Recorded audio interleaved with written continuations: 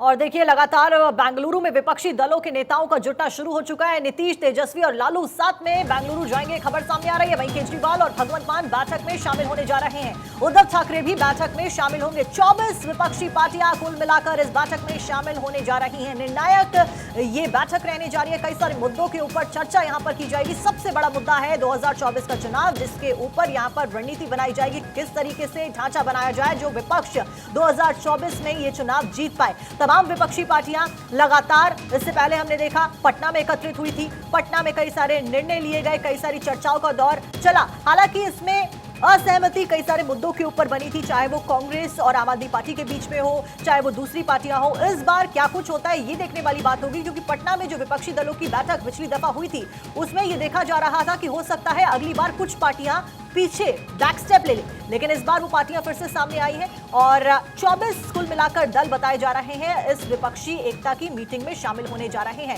जिसमें बड़ी पार्टी के बड़े नेता शामिल हैं। बेंगलुरु में फिलहाल नेताओं का जुटना शुरू हो चुका है। नीतीश, तेजस्वी, लालू के साथ में बेंगलुरु जाने वाले हैं। वहीं दिल्ली के सीएम अरविंद केजरीवाल, पंजाब के सीएम भगवंत मान बैठक में शामिल होने जा रहे हैं। उद्धव ठाकरे भी बैठक में शामिल होंगे और 24 विपक्षी पार्टियां कुल मिलाकर यहां पर शामिल होती हुई नजर आएंगी बेंगलुरु। और विपक्षी एकता की बैठक से जुड़ी हुई बड़ी खबर आपको एक और बता दें। दरअसल कल बैठक में शरद पवार शामिल होंगे। आज वो यहां पर नहीं पहुंचेंगे। आज एनसीपी विधायकों के साथ क्योंकि वो मीटिंग कर सकते हैं। सुप्रिया सुले भी कल ही बैठक में फिलहाल शामिल होंगी। एनसीपी नेता महेश तापसे ने दरअसल ट्वीट किया है और ट्वीट कर इस पूरे मामले को लेकर जानकारी दी है। ये जानकारी आपको यहाँ पर ये भी दे दें कि दरअसल यहाँ पर आज जो है शरद पवार ऑलरेडी मीटिंग कर रहे हैं कार्यकर्ताओं के साथ, नेताओं के साथ, और इसी कड़ी में अब कल वो यहाँ पर पहुंचेंगे और कल मीटिंग में शामिल होंगे। सुप्रिया सुले भी उनके साथ मौजूद रहने वाली हैं। हालांकि पटना की जो बैठक जिसका जिक्र कुछ देर पहले मेरी सहयोगी साक्षी भी कर रही थी, उसी को लेकर आपने ये भी देखा कि अजित पवार पहले इस मीटिंग में शामिल थे, लेकिन इस बार सिर्फ शरद पवार कह रहे हैं। देखिए अब पवन खेड़ा इस मीटिंग को लेकर क्या कुछ कह रहे हैं, आपको एक बार सुनवा दें। मुझे नहीं लगता उसमें कोई बड़ा सवाल था, क्योंकि इन दोनों चीज़ों का कोई संबंध नहीं है। कांग्रेस पार्टी सदैव संघीय ढांचे की रक्षा में खड़ी रही है। कांग्रेस पार्टी सदैव राज्यपालों और उपराज्यपालों का जो दुरुपयोग किया जाता है भारतीय जनता पार्टी सरकार द्वारा, उसके विरोध में अपनी आवाज़ उठाती आई है। उसको इससे जोड़ना गलत होगा। हमने शुरू से कहा, पटना के दौरान भी हमने ये कहा था कि जब पार्लियामेंट्री स्ट्रैटेजी ग्रुप की बैठक होगी उसमें इस पे चर्चा करेंगे। उस विषय का इस बैठक से कोई संबंध नहीं है। तो पवन खेड़ा को आप सुन रहे थे। और इसी बीच देखिए थोड़ी देर में बेंगलुरु में दरअसल बैठक जो होने वाली है उसमें कई बड़े नेता, कई लोग शामिल होंगे। कांग्रेस अध्यक्ष मल्लिकार्जुन खड़गे भी इस मीटिंग में शामिल होने वाले हैं। साथ ही दिल्ली एयरपोर्ट चूंकि राहुल गांधी भी पहुंच चुके, सोनिया गांधी भी पहुंचेंगे, इसकी भी जानकारी लगातार आपको दे रही। तो देखिए एक एक करके नेताओं का जुटना अब शुरू हो चुका है और बेंगलुरु में विपक्ष की महाबैठक होने वाली। सत्यप्रकाश इस खबर को लेकर और ज्यादा जानकारी विस्तार से देंगे। इस मीटिंग को लेकर आपके पास क्या अपडेट?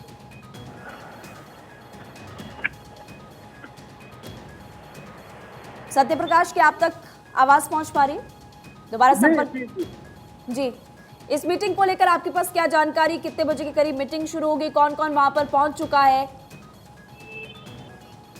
देखिए बेंगलुरु में विपक्षी एकता दल की बैठक होने वाली है और इसमें देश के सभी विपक्षी दल जो है एकजुट होने वाले हैं। कांग्रेस, एनसीपी सहित तमाम लोग एकजुट होने वाले हैं। लेकिन जानकारी है कि शरद पवार इस बैठक में आज नहीं जा पाएंगे कि 17-18 2 दिवसीय यह बैठक होने वाली है, जिसमें शरद पवार और सुप्रिया सुले नहीं जाने वाली है। लेकिन ये माना जा रहा है कि 18 जुलाई को जो है शरद पवार और सुप्रिया सुले दोनों जो है उस बैठक में शामिल होंगे। लेकिन विपक्षी दल की यह बैठक बेहद अहम मानी जा रही है, क्योंकि 2024 लोकसभा चुनाव को लेकर यह तैयारी की जा रही है। पिछले दिनों बिहार में जिस तरह से विपक्षी दल की बैठक हुई थी, उसके बाद बेंगलुरु में यह बड़ी बैठक मानी जा रही है। जी जी बिल्कुल सत्यप्रकाश, चलिए बहुत बहुत शुक्रिया आपका तमाम जानकारी दर्शकों तक पहुंचाने के लिए। लगातार पल पल की अपडेट्स आप तक पहुंचा रहे विपक्षी दलों की बैठक से जुड़ी हुई, और बेंगलुरु में यह बैठक होने जा रही है। अब इसी मुद्दे पर हमारे संवाददाता आनंद कुमार सिंह ने बीजेपी के महासचिव दुष्यंत गौतम से खास बातचीत की है, आपको सुनवाते हैं। 2024 के लोकसभा चुनाव जैसे जैसे नजदीक आते चले जा रहे हैं, वहीं सत्ता पक्ष और विपक्ष अपनी तैयारियों में लगा हुआ है। इसी मुद्दे पर हमसे बात करने के बीजेपी वरिष्ठ नेता और महासचिव दुष्यंत गौतम हैं। सर, आज बड़ी एक बैठक होनी है विपक्ष की बेंगलुरु में, आज से शुरू हो रही है, उस पर क्या कहना है आपको? देखिए, विपक्ष की बैठक का कोई मुझे औचित्य या लक्ष्य नहीं लग रहा। उनका लक्ष्य खाली एक परिवारवाद चलाना है और साथ साथ भ्रष्टाचार से अपने आप को बचाना है। और आपने देखा होगा सभी दल जितने भी हैं, हर एक की अपनी महत्वाकांक्षा है। हर आपस में ब्लैकमेलिंग करेंगे, मेरा ये करोगे तो मैं आपका साथ दूंगा, पता आपका साथ दूंगा, देश का साथ दूंगा, विपक्ष का साथ दूंगा, ये कंडीशन ही नहीं है। विपक्ष का साथ देने की कंडीशन नहीं है। केजरीवाल इसलिए जोड़ेंगे कि वो अध्यादेश के लिए समर्थन चाहते हैं।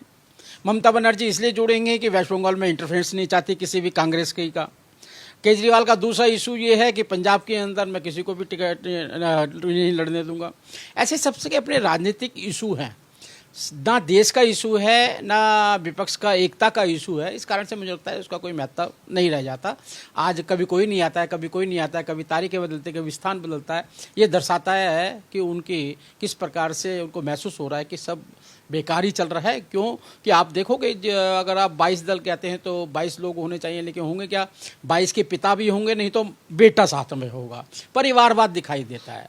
तो ऐसे देश ने इस चीज़ को ठुकरा दिया आज। सर, जैसे कि आप कह रहे हैं कि कोई आएगा कोई नहीं आएगा, तो बताया जा रहा है शरद पवार इस मीटिंग में नहीं आएंगे। ममता बनर्जी आएंगी तो लंच करने के बाद वो मीटिंग में नहीं होंगी, कि सर्जरी को लेकर कई मुद्दे ऐसे सामने आ रहे हैं, कई आ रहे हैं कई नहीं आ रहे हैं, उस पर क्या कहना है? खाली आईवास कर रहे हैं, अपने आप को बचाने का काम कर रहे हैं कि कल को हम को कोई ना कहेगा आपने विपक्ष की एकता के अंदर नहीं गए थे। मन नहीं है इनका आने का, लेकिन कोई ना कोई बहाना लेके लंच लेके चलाएंगे, कोई चाय लेके चला जाएगा, कोई डिनर पे आएगा। इसलिए जब बैठेंगे तो चर्चा होगी तो इनके पर्दे खुलेंगे, इनकी पोल खुलेगी। उस पोल से बचने के लिए सब आगे पीछे आने वाले, कुछ आने वाले नहीं है। सर, इसी बैठक के बाद एनडीए की भी बैठक हो रही है जिसमें 30 के लगभग पार्टीज आ रही हैं, उस पर क्या कहना है? देखिए, एनडीए की बैठक का कुछ लक्ष्य है। लक्ष्य क्या है? क्योंकि एक तो वो निस्वार्थ है। भारतीय जनता पार्टी पूर्ण बहुमत की सरकार चल रही है, पूर्ण बहुमत में एनडीए में, और एनडीए के पूर्ण बहुमत के होने के बाद भी हमने एनडीए को मंत्रिमंडलों में रखा है। साफ साफ बात है कि हम देश को चलाना चाहते हैं, देश को अर्थव्यवस्था में मजबूत स्थिति पर लेना चाहते हैं। विश्व के अंदर एक कीर्तिमान प्रधानमंत्री ने स्थापित किया है, उससे सारे दल गदगद हैं, देश के विकास के लिए गदगद है। इसलिए जो आ रहे हैं वो देश के बारे में सोच के आ रहे हैं। सर, हमसे बात करने के लिए बेहद ही शुक्रिया। कैमरामैन संदीप पाल सिंह के साथ मानंद कुमार सिंह, भारत 24 दिल्ली। तो आप सुन रहे थे विपक्ष की बैठक को लेकर यहाँ पर क्या कुछ भारतीय जनता पार्टी का पक्ष है। अब आपको सीधे लिए चलते हैं, संजय सिंह क्या कुछ कह रहे हैं, आप सुनिए। की बात कही गई थी, नहीं किया गया। तो मैं समझता हूं कि नए रोजगार का सृजन नहीं किया गया। भारत माता की रक्षा के लिए जो हमारी सेना दिन रात अपनी जान कुर्बान करके भी देश की रक्षा करती है, उस सेना को कमजोर करने का काम किया गया अग्निवीर के माध्यम से। तो ये सारा जो मुद्दा है, लोकतंत्र का मुद्दा है, देश के संविधान का मुद्दा है, संघीय ढांचे का मुद्दा है, इन सारे मुद्दों पर, इन सारे विषयों पर मोदी जी की सरकार 9 वर्षों में पूरी तरीके से फेल साबित हुई है। उनका रिजल्ट 0 है और इसके खिलाफ जो गठबंधन बनेगा वो देश के सामने एक नया स्वरूप, नया विकल्प लेके आएगा। तो मैं समझता हूं कि उस पर लोग ज्यादा भरोसा करेंगे। लेकिन इस पे बीजेपी का बयान आ रहा है, जो कल कांग्रेस पार्टी ने घोषणा कर दी थी। कांग्रेस और आम आदमी पार्टी भी इस मुद्दे पे एक साथ है। बीजेपी के नेता है, उनकी आरपीए सिंह, उनका बयान है कि इक्वल फोटो खिंचाने के लिए हाथ मिलाएंगे एक साथ। कांग्रेस बीजेपी कभी एक साथ, कांग्रेस आम आदमी पार्टी कभी एक साथ नहीं आ सकती। देखिए भैया, ऐसा है कि अभी मोदी जी ने 70,000 करोड़ का घोटाला पकड़ा था भोपाल में, और 3 दिन बाद उन्हीं घोटालेबाजों को उप मुख्यमंत्री और मंत्री बना दिया। कल अभी एक गठबंधन इन लोगों ने किया है जिनके घरों पे लोग बुलडोजर चला रहे थे। तो अब तो मेरे ख्याल से दाऊद इब्राहिम का बीजेपी में आना बाकी रह गया। बाकी तो हर तरह के व्यक्ति को ये शामिल कर रहे हैं। मोदी वॉशिंग पाउडर जब से आया है, वो तो मोदी वॉशिंग पाउडर की तो गारंटी है, चुटकियों में सारे दाग धुले। हत्या करो, लूट करो, डकैती करो, भ्रष्टाचार करो, सारे दाग मिटाए मोदी वॉशिंग पाउडर। तो देखिए, आम आदमी पार्टी नेता संजय सिंह को आप सुन रहे थे, जो कि सीधे तौर पर भारतीय जनता पार्टी के ऊपर हमलावर होते हुए और आरोप लगाते हुए नजर आए। और अब हम विपक्षी एकता के मुद्दे को लगातार आपको बता रहे किस तरीके से मीटिंग होने जा रही है बेंगलुरु में। तो बेंगलुरु में होने वाली बैठक को लेकर विपक्ष के नेताओं का क्या कुछ कहना है, आपको सुनवाते हैं। देखिए, पटना समिट के बाद बेंगलुरु समिट और अपोजिशन की बैठक में नहीं मानता हूँ। इस देश में आज जो तानाशाही, एकाधिकारशाही, मिसयूज ऑफ सेंट्रल एजेंसी का कारोबार चल रहा है, पैसों का खेल चल रहा है, उसके खिलाफ जो लोग देश को आगे लेकर जाना चाहते हैं, जो लोग देश में लोकतंत्र बचाना चाहते हैं, ऐसे प्रमुख राजनीतिक दलों की ये बैठक है, जिसमें कांग्रेस से लेकर शिवसेना और एनसीपी तक लोग शामिल हैं। आज बैठक शुरू हो गया और कल तक चलेगी। 2 सत्र में यह बैठक चलेगी। आज सोनिया गांधी जी, मैडम सोनिया गांधी जी ने डिनर भी रखा है। आज जो बैठक में चर्चा होगी 100%, 99 भी नहीं। आपको लगता है आज के बाद से राजनीतिक की दिशा बदल जाएगी पूरी, और 24 के लिए आप लोगों के लिए फायदेमंद रहेगा? 24 की दिशा बदलेगी। पटना में तय हुआ था कि शिमला में बैठक होगी, लेकिन आपसी सहमति के आधार पर बेंगलुरु में बैठक हो रही है और आज से शुरू हो रही है, जिसमें लगभग 24 विपक्षी दलों के नेता, शीर्ष नेतृत्व वहाँ पर मौजूद रहेगा। और जहाँ तक आम आदमी पार्टी का सवाल है, उन्होंने भी घोषणा की है कि वो बैठक में भाग लेंगे और भारतीय जनता पार्टी को उखाड़ फेंकने का जो संकल्प सभी राजनीतिक दलों ने लिया है, उसके हम साथ हैं। देखिए, कल की जो डेवलपमेंट है, जो कल की गतिविधियां हैं, वो कोई साधारण गतिविधि नहीं है, बहुत महत्वपूर्ण है। और कल की गतिविधियां ये साफ कर देती हैं कि प्रधानमंत्री मोदी जी 2024 में वापस नहीं आ रहे हैं। बीजेपी 2024 में सरकार नहीं बनाने जा रही है और इस देश ने अब बाय बाय मोदी जी कह दिया है। आज विपक्षी पार्टियां मोदी सरकार के खिलाफ हुंकार भरने जा रही है, तो वहीं पर कल दिल्ली के अशोका होटल में भी एनडीए की बैठक होने वाली है। इस बैठक में करीब 26 दल शामिल होंगे और इस मुद्दे पर हमारे संवाददाता आनंद कुमार सिंह ने बीजेपी के वरिष्ठ नेता और पूर्व केंद्रीय मंत्री मुख्तार अब्बास नकवी से खास बातचीत की। आपको सुनवाते हैं। हमारे साथ बात करने के लिए बीजेपी के वरिष्ठ नेता और पूर्व मंत्री मुख्तार अब्बास नकवी जी हैं। सर, बेंगलुरु में आज से विपक्षी दलों की बैठक होने वाली है, कैसे देखते हैं इसको? देखिए, एक चीज़ आपको बहुत साफ देखना पड़ेगा कि ये जो तथाकथित विपक्ष की गठबंधन की गठरी है, उसमें जो है वो 24 के चुनावी चूल्हे पर जो ख्याली खिचड़ी इन्होंने चढ़ाई है, वो ख्याली खिचड़ी जो है वो खानदानी खुरचन से ज़्यादा साबित नहीं होगी, क्योंकि सभी लोगों की ख्वाहिश एक है और ख़ानदान अनेक हैं। तो अब जब ख्वाहिश एक हो और ख़ानदान अनेक हो तो वो इसी तरह के हालात दिखाई पड़ेंगे। इससे भी इम्पॉर्टेंट है कि कांग्रेस पार्टी का हिस्ट्री क्या रही है।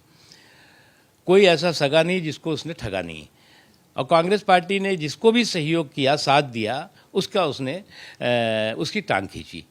और इसीलिए जो है वो सभी लोग इस बात को, उनके साथ ही ये बात समझ रहे हैं कि सावधानी हटी और दुर्घटना घटी, इसलिए वो फूक फूक के कदम रख रहे हैं। सर, अगर बात करें तो कई नेता, और चलिए इस बीच आपको सीधे लिए चलते हैं जहां पर बीजेपी में शामिल हुए हैं दारा सिंह चौहान। तस्वीरें आपकी स्क्रीन पर। 2022 विधानसभा चुनाव में बीजेपी छोड़ एसपी में शामिल हुए थे और अभी थोड़ी देर पहले ही समाजवादी पार्टी विधायक पद से दिया है इस्तीफा। विधानसभा अध्यक्ष को अपना इस्तीफा उनके द्वारा सौंपा गया है और बीजेपी में फिलहाल शामिल हो गए हैं। तो तस्वीर देखिए आपकी टीवी स्क्रीन पर। इस वक्त बीजेपी में दारा सिंह शामिल हो चुके हैं। लगातार भारत24 ने पहले जब सूत्रों के हवाले से जानकारी आ रही थी, तभी हमने आपको बता दिया था कि हो सकता है कि बीजेपी में शामिल हो जाए। और अब देखिए, विधानसभा अध्यक्ष को अपना इस्तीफा सौंपा और इसके बाद अब फिलहाल भारतीय जनता पार्टी में शामिल हो चुके हैं।